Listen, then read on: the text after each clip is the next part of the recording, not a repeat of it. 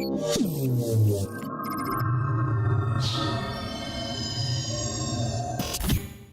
right, so I'm going to do a quick recap from practice today. You guys did a great job picking up some of the 2-on-5 tactics and other things. There are some changes we're going to make to help improve the practice for everyone, but there are some things that I specifically want to go over to help everyone improve. So here they are. So I do have the handy dandy field map here. I'm going to move the camera real quick so you guys can see the map because I specifically want to talk about some things here. So looking at our layout, this is kind of generically what people were taking. The 1, 2, Dallas, Seattle, and the God. Sorry, I'm going to grab my pen. So when we do a 2-on-5, again, the objective is for us to get players as wide and as deep on the field as possible so we can kind of get set in those spots to start sending bodies to the middle. So over on the snake side, what I saw a lot is I would see the God guy may bump into the gateway, but it was kind of slow. And a lot of the time we would end up with the Seattle kind of hanging out here, like not knowing what to do. So what we would do in this scenario is, even before the God guy moves, is first off I'd recommend the Seattle goes to the corner, because again, this guy's job as a secondary player is to help the front guy get down the field, right? We want to get ourselves in positions to help push people down the field. So what I would do is, I was in the Seattle, I'd move out to the corner so I can start wrapping to shoot in the gateway or whatever bunker that they happen to be on the other side. I'd shoot the tape. My kids are running around too in the background slamming doors because it's windy. But shooting the tape side so that it helps relieve the pressure for our number 5 player here to make his bumps over, right? So now, once number 5 moves over and up, if you're in this corner, what you're doing is, again, it's containing, stopping these guys from shooting tape, stopping the tape side guys from shooting our snake guy. So if he's in the corner where he can actually shoot on the tape, I would actually just be plinking down the tape to keep him in, so that way I can tell my snake guy, like, let's just say I'll use the name Bob. So if I'm back here, I'm going to be yelling, Bob, Bob, Bob, I got your tape, keep going. And I'm just going to plink. So I have the word plink up on my board here. And what plinking means is you're just going to take in bang, bang, bang, bang. You don't have to rail. All you need to do is just plink at them, enough to keep paint on their bunker so they don't want to pop out. So I'm going to tell Bob, I got your tape, keep going, go all the way. So now Bob's going to move. We had a lot of guys that would stop in S1, stop in S2. What I want to see you guys in this drill, specifically on this layout, is get as far as you safely can, right? So the objective is to get into our S3 here. So we're going to get them in, tell them to keep going, keep going, keep going. Don't even look inside or doing this, just go all the way to the S3, right? From here, in the S3, I would encourage you, once you get here, if you're taking heat across field from like the D side, don't even look up. Just play the tape, stay on your stomach. The saying is dick to the dirt, so keep the dick to the dirt. And now you can start wrapping and trying to shoot. You know, if the guy's in the God, maybe you can pick him off through some shots through here, right? We had one game where we actually had a guy that kind of worked his way, crawling out this way, so that way he can get a shot on the gateway guy.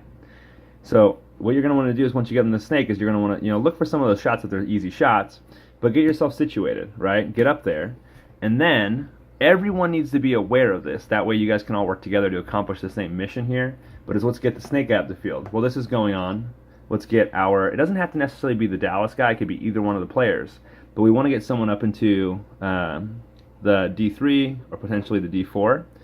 So even if the corner player were to leave and run around and get up in here, not a bad idea for a 2 to fill the corner, because now his objective is to help this guy get down the field. So I would, if it was me, say this is me and Mason. So Mason's in the corner. If Mason made a little inside move or outside move and got into D1, okay, so he's in D1 now, I'm going to fill out to the corner behind him. I'm not going to be able to do much from the Dallas as far as shooting the tape side to help him make his moves down the field. So I'm going to move out to the corner so I can shoot down the tape, and I'm going to let him know I have the tape. Because one of the problems he's going to have moving from D1 is that if the corner guy does wrap and shoot, he has a shot dropping paint into this guy. So if I'm shooting tape, it keeps that from happening. So now Mason can start wrapping to look for, to be able to put in the guy on the snake side so he can make his bump up. So, and then once we get him situated up in either the D3, D4, wherever we decide is fitting for the layout and for our team, now we can start telling guys, hey guys, we're in spots, shoot inside, do this and that, so our back center guy can move up. Okay? Now, with the back center guy, I saw a couple games where the back center guy got a little hasty, wanted to move up the middle immediately. In the 2-on-5 drill, we do not need to just push up the middle. You are there so that if we lose a body, you can fill for them, and that once we get in position, now you can go try to break the game open, okay? So, a couple things we got on our board here that I want to go over. We talked about plinking. Let's see, what is next? So, push in the middle. Like I said, don't push the middle until we've gotten position in our 2-on-5 drill. If you are playing in a real game, the reason you would go up the middle in those games is to play the contain game, right? You're doing it because there's probably, on this field layout, there's not really any good ones, but if there's a shot as you're moving up the field, you might do it to get that shot off the break, or you might do it to get into a tricky spot to try to contain them, to shut them down, right? On some layouts, you can get into, one of the kind of center bunkers, we'll use this one, to where you can actually shoot the snake gaps and whatnot. This field you can't, but it gets you into a position where you can actually bait your opponent a little bit. If you don't let them know that you're there, when they go to make their move, if you're looking at just the edge of their bunker, you can put paint right where they're diving into and be able to get them that way. So baiting is one of the things we'll also be talking about quite a bit moving forward. Now, one of the things we also talked about a little bit today, and I want to go over for everyone, is 1 against 2 or more. So one player cannot shoot at everyone. I don't know if that's clear or not. We all have one paintball gun and can only shoot in one direction at a time. So if there are, I'm going to set this down real quick. If there are 2 players versus 1 or more, the key here is that you're going to work together to flank the guy, to get behind him, right? So if, say it's me and Bob are the only 2 guys left, I'm over in the D corner, Bob's over in the snake corner, and we got Joe in the back center. When Joe's shooting at me, I'm going to tell Bob, hey Bob, he's on me, he's on me. So now Joe, Bob, whatever, my teammate is going to be able to move up the field, right?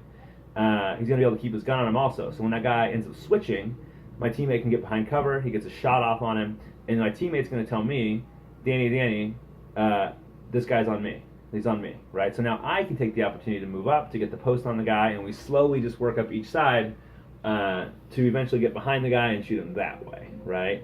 There's no need in a 1 versus 2 or more scenario for me to be snap shooting with the guy, battling with the guy, trying to win that way. There, in a do or die situation, we have control of everything. So when you have that advantage, don't just give it up by battling and losing or doing something stupid, right? Work with your teammate so that you can flank the opponent, shoot them that way, okay? So we've gone over 2 more. We talked a little bit about about plinking, but another big thing I've been talking about is containing. So containing. If we end up, I'm going to pull you up to the map here real quick. Let's say we're in a 5-on-5 game, and they decide that they're only going to go to, I'm going to flip this around, and they decide that they're only going to go to the Dallas off the break, because the farthest they're going to go over here, right? They're all inside this way.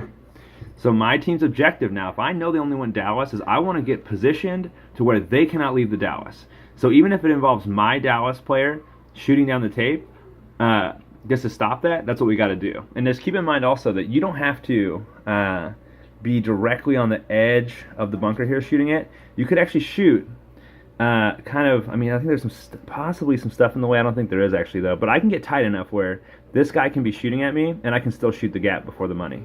So we'll show you guys that in a live scenario, but where you can just kind of roll back to shoot the next gap. So you can just plink at that next gap, so that way the guy can't make his move, right? And also, I want to communicate that to my team that we want to trap that guy, right? Letting them know, hey, Dallas is the farthest thing this way. I mean, if we can cruise a guy out to, like, let's say the Dorito corner, now this guy can wrap and just keep paint on that Dallas, and that has that side contained, right? Even in this scenario where if they go farther than the Dallas and we're able to shoot there, like the guy that goes D1 or shoot the farthest guy, now we have a big advantage, and we do not want to let them out of that. We want to contain, okay? Contain's a huge thing in the game of paintball. So we're going to cross off containing.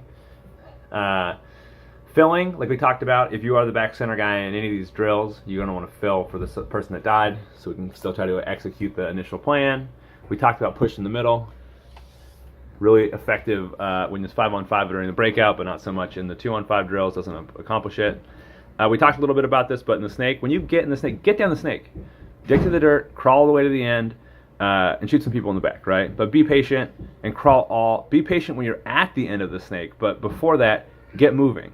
And if you need help, if you're in S1 and you're getting heat, you're worried, look back to your back player and tell them, give me some cover, I need help, I need this, I need that. Like, start communicating with them, right, so we can get things moving. So, done with that. For bounce shots, which I wrote up here, don't be afraid every once in a while just to shoot 5 or 6 paintballs at stuff that you think may bounce into the opponent. There are, on this layout, quite a few shots, whereas I don't know exactly which one it is because I didn't mess around with it too much. I played D-side. But if you're in, I believe it was the Seattle or the God. It's probably the God. If you're in the God and you're wrapping, you can shoot the inside parts of these bunkers and it will bounce off into people. And I watched it quite a bit, and it's actually, I think, the Seattle with Ninjas and Thunder just hammering the side of this God to try to bounce it into the guy, right? So not that you have to hammer all these shots, but as you start getting more experienced, don't be afraid to shoot a few balls and like see, you can kind of see if it bounces into the person or if the person checks themselves or whatever. Those bounce shots don't always break because it gets slowed down when it hits the bunker, but it's worth practicing and worth trying, right? Because it is a good way to eliminate opponents. So bounce shots off the list. Last but not least is the pace. So I know we're all getting started, and one of my goals for all this is that in the next probably 6 weeks that we get it set up so that when we go to do the 2-on-5 drill, people are immediately going to the bunkers. So we're going to go straight to the 5 guys. We're going to get set immediately. And 5 guys, if you're on that 5 side and you know you have 5 players that are all not looking, you guys can go ahead and yell across, 2 side get set. That way those guys know. That's the trigger, right? Well, let's have those other guys get set. And even the 2 side guys, they can actually start it also if they want. So we get things moving, right? We got a good amount of stuff done today, but we could probably get 50% more reps in that way. And like I said before, repetition is the key to all learning. So let's make sure we're doing that. The other thing is too, with the pace part of it, kind of. Sorry, I love whiteboards. The key with this is to play with your squad. Okay? Not required. I know some of you guys have 3 or 4 people, but when you do stuff, do it as a team. So here, let's just cross this out, play, and we'll just say, do. This means air. Get air together, right? At the beginning of the day, get air. When you go off the field, get air. Do paint together. Fill up your paint, all your paint in the morning. I would get extra pods if I were you, so you can just fill up all of your paint. So when you're between drills and between games, you just walk off, throw those full pods in your pack, and you're done, right? Go on and off the field together, right? It's very difficult to practice with your teammates when you're on the field and they're off the field and vice versa. So make sure you guys are going on the field together, jumping on those drills together. And it's not the reps are the key. So again, if you can only get 3 of your 4 guys into a drill to do it, jump in and do the drill. But try to keep as many of your guys together as possible. So anyway, thank you. I think it was a good week, good building block for the next coming weeks. But yeah, there you go. There's your tips. Let's do it.